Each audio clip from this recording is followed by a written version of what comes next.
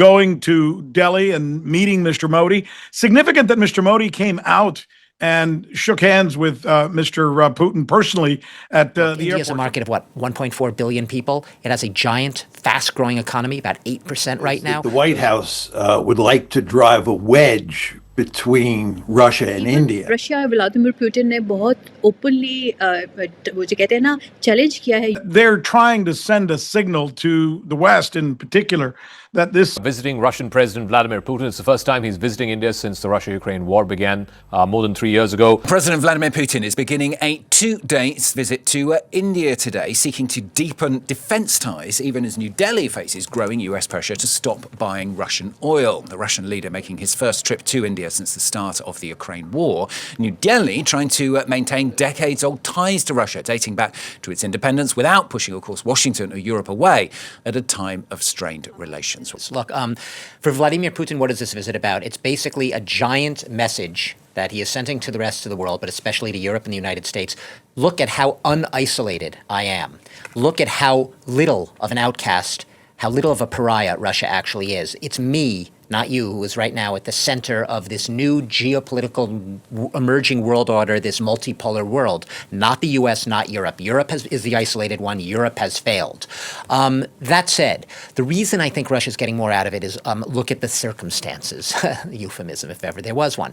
Russia right now, it's the fourth year of an unprovoked war of aggression against Ukraine, desperately needing funding for that war, coming, a month or so after the United States, in a signal move, slapped stiff sanctions against Russia's two biggest oil giants, Rosneft, Lukoil, who contributed at one point, a large, sizable chunk of Russia's budget revenues.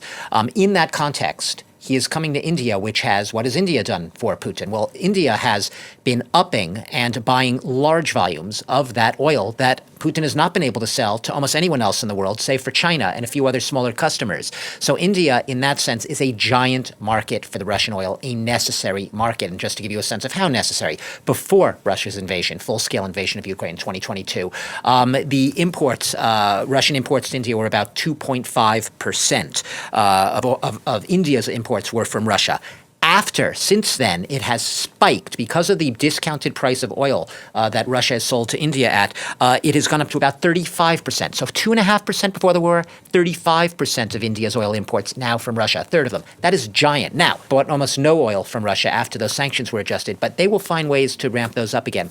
Plus, you mentioned energy, defense deals. There are a lot of those. Right now, look, India is a market of 1.4 billion people. It has a giant, fast-growing economy, about 8% right now. Those are not statistics you can sneeze at. If you're Vladimir Putin up against in a geopolitical corner right now, with a war in Ukraine, talks on that war, and being considered a pariah by much of the Western world, India is a giant geopolitical partner. You need it more than ever. What to expect and how may this be watched and viewed and assessed in Washington, particularly by Donald Trump, the U.S. president? Is that the White House would like to drive a wedge between Russia and India. The main reason, I believe, not the only reason, but the main reason that the White House is angry with India these days is in large part because India has close relations with Russia and is importing a lot of Russian oil. And as everybody knows, the United States wants to force Russia. They want to coerce or compel Russia to end the war in Ukraine.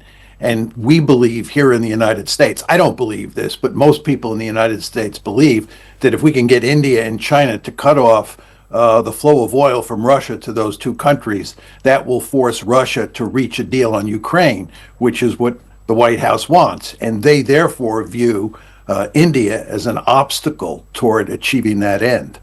But what then explains why only India is facing these oil tariffs? China imports more Russian oil than India does, but there's no oil tariffs on China. Well, it's because China has much more economic leverage over the United States than India does. Trump tried to play hardball with China.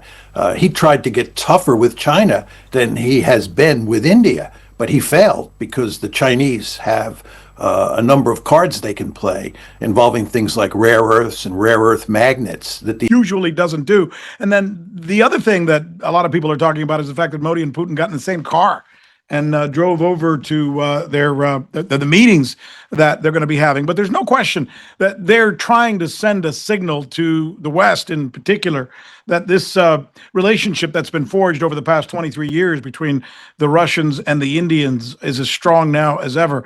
And I just had a very long conversation with several sources in India, but more so with Ambassador Kanwal Sibal, who I think is one of the smartest guys in India when it comes to the topic of diplomacy. And what he explained to me was that India is going to continue to buy gas and oil from the Russians, no matter what the Americans say. Oh, Russia and India grouping together towards their or against their common enemy at this stage, if I call it. It's not a very open enemy, but it's something that their competition is on with. तो वो उसको align करने के लिए अपने guards they are grouping together, and it's not about कि वो यहाँ पे dinner host करने के लिए, जैसे Indian media चीख के कह रहा है कि Prime Minister Modi is going to host a dinner. They have been hosting it in the past. It's not about it. It's more about signaling. क्योंकि international politics में सिग्नल दिया जाता है, अब वहाँ पे कोई प्ले कार्ड लेके डिस्प्ले नहीं किया जाता है कि what we are about to do.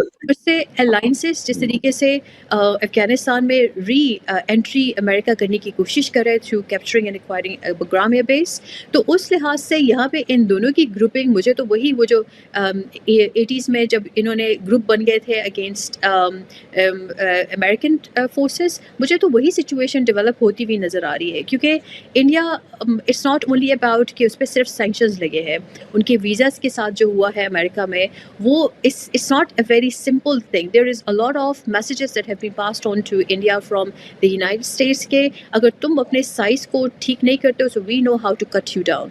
तो ये उसको जवाब देने के लिए कि अगर तुम मेरे साथ इस तरीके का रवैया रखोगे so I know who I am going to partner with, I will partner with your foremost counterpart that is Russia. लेकिन यहाँ पे एक चीज़ जो मुझे थोड़ा सा सोचने पे मजबूर करती है कि प्रेसिडेंट ट्रंप की मौजूदगी से शायद इतना इनको ख़तरा नहीं होगा जिस लिहाज से दूसरे other presidents when they were there as the American presidents. क्योंकि प्रेसिडेंट ट्रंप की तो खुद यूक्रेन कह रहा है कि उसकी तो अलाइनमेंट है टुवर्ड्स रशिया। तो in all of this and with president Putin particularly he has always been something jelled together.